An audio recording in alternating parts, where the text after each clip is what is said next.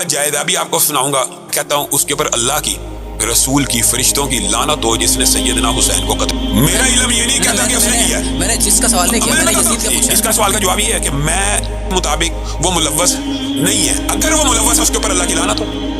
یا حضرت حسین رضی اللہ تعالیٰ عنہ نے ابن سعد کے سامنے 3 شرطیں پیش کی. پہلی شرط رکھی، مجھے واپس جانے دو، میں جہاں سے آیا ہوں وہاں چلا جاتا ہوں. یہ نہیں مانتے ہو تو میری دوسری شرط یہ ہے، مجھے اسلام کی سرحدوں پہ پہنچو، میں جہاد کروں، مجھے وہاں جانے دو. اور اگر یہ بھی نہیں مانتے ہو، مجھے یزید کے پاس لے چلاؤ، میں اس سے خود بات کر لوں، جو موقع بھی وہ اپنائے میں اور وہ طے کر لیں.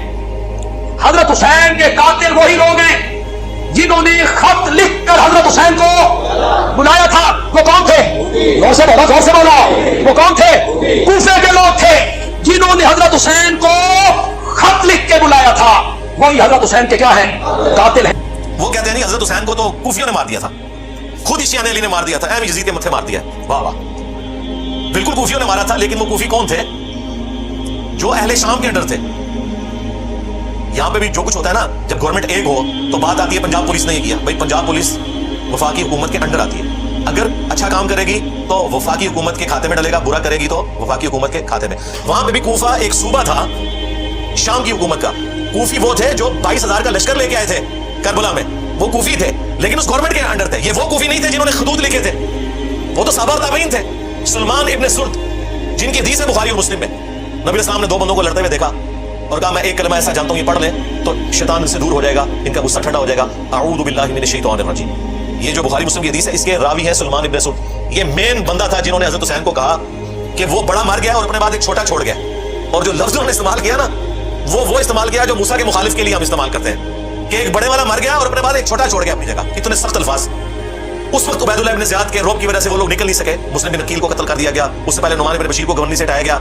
لیکن بعد میں توابون کی تحریک انہوں نے چلائی اور وہ شہید ہوئے سارے. اور پھر مختار صفوی آیا، اس نے پھر عبید اللہ ابن زیاد کو بھی قتل کیا. بخاری اٹھا کے دیکھیں، ترمذی اٹھا کے دیکھیں، حضرت حسین ابن علی کا سر کاٹ کے عبید اللہ ابن زیاد گورنر کوفہ جو یزید کا تھا اس کے سامنے تشت میں پیش کیا گیا. اللہ کی لعنت، اللہ کے فرشتوں کی لعنت، تمام لعنت کرنے والوں کی لعنت جنہوں نے اہل البیت کو یوں ظلمن شہید کیا. آمین. تو وہ چھڑی سے ان کے چہرے مبارک کو چھیڑنے لگا اور ان کے حسن میں کوئی کلام کرنے لگا. تو انس بن مالک پاس کھڑے تھے، وہ اتنی کر سکتے تھے، بوڑھے ہو چکے تھے، 90+ تھے. انہوں نے کہا کہ رسول اللہ کے سب سے زیادہ ہم شکل حسین ابن علی تھے. یہ بخاری کے الفاظ ہیں.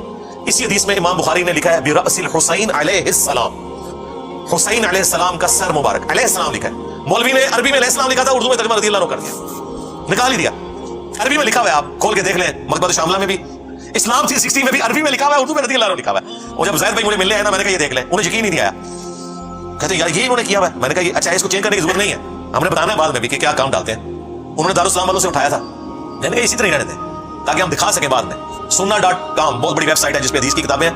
عربی میں علیہ السلام لکھا ہے، اردو میں رضی اللہ عنہ لکھا ہوا ہے، ایک فرقہ وارانہ اس چیز کو دھڑاڑ کو قائم رکھنے کے لیے. تو عبید اللہ ابن زیاد جس کے سامنے حضرت حسین کا سر کاٹ کے رکھا گیا، وہ کوفی تھا لیکن گورنر تھا شامیوں کی طرف سے. لہٰذا یہ کہنا کوفیوں نے مار دیا تھا ظالموں، یہ وہ کوفی تھے جو حضرت حسین کے مخالفین تھے، نہ کہ وہ شیعہ علی کے جنہوں نے حضرت حسین کو وہاں پولیٹیکل اسٹرگل کے لیے بلایا تھا. اور حضرت حسین لڑنے نہیں گئے تھے، 20 بچوں کے ساتھ ایک سیاسی جدوجہد کے لیے جا رہے تھے جس کا آخری انجام قیام حسین ہی ہونا تھا، لیکن اس سے پہلے ہی ان کو شہید کر دیا گیا.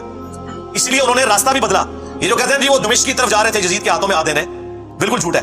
وہ راستہ انہوں نے اس لیے بدلا تھا کہ انہیں پتہ چل گیا تھا کہ مسلم بن عقیل شہید ہو چکے ہیں، یہ مجھے بھی کوفے تک نہیں پہنچنے دیں گے، تو میں انہیں دھوکہ دے کے دوسرے راستے سے جاؤں. لیکن ان کے پاس تو اتنی فوج تھی، انہیں بھی یہ خطرہ تھا کہ حسین بن علی کی راستہ نہ بدلے، تو انہوں نے کربلا کے پاس بھی پڑاؤ کیا تھا کہ اگر اس راستے سے بھی ہے تو ہم پکڑ لیں گے، جو یہ نقشے بنا کے آپ کو بتا رہے ہوتے ہیں.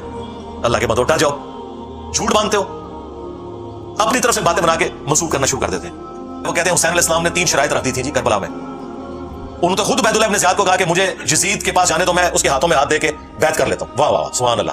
اگر یہ ہو جاتا تو عبید اللہ ابن زیاد نے لڑیاں ڈالنی تھی اور کہنا تھا یزید صاحب آپ کے ابا جی جو کام 4 سال تلوار کے زور پہ نہیں کروا سکے، دیکھیں میں نے کروا لیا ہے.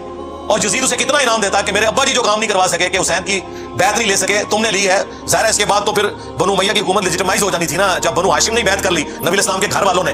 آپ دیکھیں مسئلہ یہی تھا کہ جب تک حضرت حسین بیعت نہیں نہ کرتے وہ حکومت جو ہے لیجیٹمائز نہیں ہوگی، وہ تلوار کے زور کے اوپر ہے. تو یہ عقل مانتی ہے کہ عبید اللہ ابن زیاد یہ موقع جانے دیتا. کہتے ہیں دوسری شرط رکھی کہ مجھے مسلمانوں کے کسی بارڈر والے ایریا میں بھیج دے، میں کافروں کے خلاف جہاد کروں. اس زمانے میں تو کافروں کے خلاف کوئی جہاد نہیں ہو رہا تھا، آپس کی خانہ جنگی تھی، یہ بھی بالکل فراڈ ہے. तीसरा जी मुझे मदीना शरीफ वापस जाने दो। उन्हें मदीना शरीफ को जाना था, उन्हें तो रास्ते में पता था कि मुस्लिम बिन अकील शहीद हो चुके हैं और मेरे साथ क्या होगा। उनको तो हदीस से पता थी कि मेरे बारे में मौजूद है। ये जिस किताब से उन्होंने पेश किया अंसाबुल अशराफ, इमाम बलाजरी की किताब, और कहते हैं ये 3 शराइत मौजूद है। और आए दिन आपको वो जो एक ममाती देवबंदियों का मौलवी है ना, वो भी ये बयान करता फिरता है, पक्का यजीदी है वो। इवन आप तो वहां भी उसको अपने प्लेटफॉर्म के ऊपर लेके आते हैं, बंदियालवी को। उसकी मैंने तबीयत साफ की थी। कुल्लन कुल्लन याद आया मैं उन्होंने दसा तो कुरान भी नहीं आता जालिम कितु चीज़ें जो कि कितने फिट बैठ अपने कुल्लुन वअदल्लाहुल हुस्ना, उसकी मैंने तफसीर भी बयान की थी कुरान से, बुखारी से, मुस्लिम से। ये उसने जलील हरकत की कि उसने कहा ये 3 शराइत थी। अंसाबुल अशराफ जो किताब है ना, अगर इस किताब से ये तुमने रवायतें माननी है तो फिर इसमें तो बहुत कुछ लिखा हुआ है जो तुम्हें हजम नहीं होगा। इसलिए हमारे उस्ताद शेख ज़ुबैर ज़ई साहब ने अगरचे फ़ज़ाइल सहाबा किताब में ये रवायत नकल की अंसाबुल अशराफ से, और लिखा कि इसकी सनद हलाल बिन यसाफ तक तो दुरुस्त है, लेकिन ये नहीं उन्होंने कंफर्म किया कि हलाल बिन यसाफ वाक़या करबला में था या नहीं। और बाद में उस किताब से ही जान छुड़ा ली, हलाल बिन यसाफ भी फारिग हो गया। वफात से पहले उन्होंने फतावा इल्मिया में मज़मून लिखा कि इमाम बलाजरी की किताब साबित नहीं है। लेकिन ये उन्होंने क्यों किया वो आपको मैं बताऊंगा, ये उन्होंने नहीं बताया। ये जब मेरी उनसे डिस्कशन हुई तो उन्होंने कहा कि अली भाई अगर हम इस किताब को सही माने ना तो इसमें तो बाकी रवायतें मौजूद है, उनका क्या करेंगे। मैं 3 रवायतें पेश करने लगा हूं इल्जामी जवाब के तौर पे। ये ना हो इसको कोई क्लिप काट ले, वो क्लिप फाड़ने वाले मौलवियों ने मेरा ही क्लिप काट लिया था कि अगर तुमने 3 शराइत वाली किताब अंसाबुल अशराफ को मानना है तो उसमें यह लिखा हुआ है यजीद के वालिद के बारे में कि उसका ताबूत जहन्नम की आग में है। जी ये लिखा हुआ है, यजीद के वालिद के बारे में लिखा हुआ है कि जब तुम इसे देखो कि मेरे मिंबर पे चढ़ा इसे कत्ल कर देना। और फिर वो मशहूर रवायत जिसका कोई सिरा पकड़ा ही नहीं देता था कि इस रवायत का मकसद क्या है, वो रवायत भी पूरी इस किताब में लिखी हुई है। अगर इस किताब को सही मानना है तो फिर आप देखिए आपके साथ क्या होती है। वो रवायत थी मुस्नद अल बाजार में मजमू ज़वाइद में सही सनद के साथ कि नबी अलैहिस्सलाम ने 3 लोगों पे लानत फरमाई।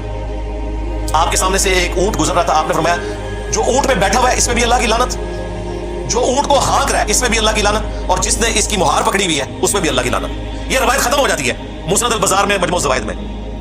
अब इस रवायत से क्या रिजल्ट निकलेगा जब तक ये ना बताया जाए कि उस ऊंट के ऊपर वो शराब लेके जा रहे थे, इरवन लेके जा रहे थे, चर्च लेके जा रहे थे, लानत क्यों हुई, वो बंदे कौन थे। वो मुहद्दिसीन ने अपनी किताबों में उन बंदों के नाम नहीं बताए, ज़ाहिर मुश्किल हो जाना था, सुन्नियत का एक हलबा, सुन्नी भेजा हुकूमत मेरे आपको पता है। लेकिन ये रवायत अपनी जगह मौजूद है। इसे कहा जाता है ऊंट वाली हदीस कि ऊंट पे बैठे हुए पे भी लानत, हाँकने वाले पे भी, मुहार पकड़ने वाले पे। क्यों लानत, ये बंदे कौन है, कोई जिक्र नहीं। अंसाबुल अशराफ में मौजूद है कि वो 3 बंदे कौन थे, उन बंदों पे असल में लानत की गई थी। अगर इस किताब को किसी ने सही मानना है, 3 शर्तों वाली किताब, हम तो कहते हैं मानो फिर आगे भी टोरो, फारग हो जाओ। अंसाबुल अशराफ में लिखा है कि ऊंट पे यजीद के दादा अबू बैठे हुए थे। हाँ जी, ऊंट की मुहार यजीद के अब्बा जी के हाथ में थी, और ऊंट को हाँकने वाला यजीद का चाचा था। चाचा एक चिश्ती चाचू है ना, एक यजीद भी चाचू है। तो अब ये 3 नाम मैंने इसलिए नहीं बताया कि वो फिर क्लिप को काटेंगे। मैंने आपको इशारतन बता दिया कि ऊंट पे यजीद का दादा बैठा हुआ था, मुहार उसके अब्बे के हाथ में थी, और हाँकने वाला चाचा था। नाम आप सबको पता है, वरना हमारे स्टूडेंट्स कमेंट्स में खुद लिख देंगे 3 बंदों के नाम। इस रवायत को फिर सही मानोगे। इसलिए शेख ज़ुबैर साहब ने कहा यह किताब इमाम बलाजरी से साबित नहीं, जान छुड़ा ली। बिल्कुल ठीक किया। आंदा कोई 3 शराइत वाली बात करे, उसे कहो 3 शराइत वाली बात करोगे तो 3 मलऊन लोगों का जिक्र हम करेंगे। हाँ, वहां 3 शराइत, यहां 3 वो लोग जिन पे अल्लाह के नबी ने लानत फरमाई है। फिर ज़ाहिर की पैनल में आएगा। और सिर्फ लानत नहीं कहा कि यजीद के बाप का ताबूत जहन्नम की आग में है, यजीद के बाप को जब मिंबर पे देखो तो उसे कत्ल कर देना। ये सारी रवायतें बताएंगे। लिहाजा बेहतर यह है कि अंसाबुल अशराफ से जान छुड़ा लें। हमारे नजदीक भी हमारे उस्ताद का मौक़िफ़ ठीक है। ये किताब अगरचे अक्सर मुहद्दिसीन इमाम बलाजरी से साबित मानते हैं, लेकिन इसके साथ ये जो खतरनाक बातें जुड़ी हुई हैं, जो खतरनाक से भी अगला वर्जन है, बेहतर यह है कि इस किताब को आप जान छुड़ा लें कि ये सारी जाली किताब है। और हमें पता है कि आपकी जितनी बातें वो वैसे ही जाली हैं, कोई सही भी निकले ना, एक बड़ी मुश्किल से आपने दरियात की थी, वो मानते मानते आपको इतना कुछ साथ मानना पड़ा है कि आप भी इस किताब से अब जान छुड़ाएंगे इंशाअल्लाह ताला।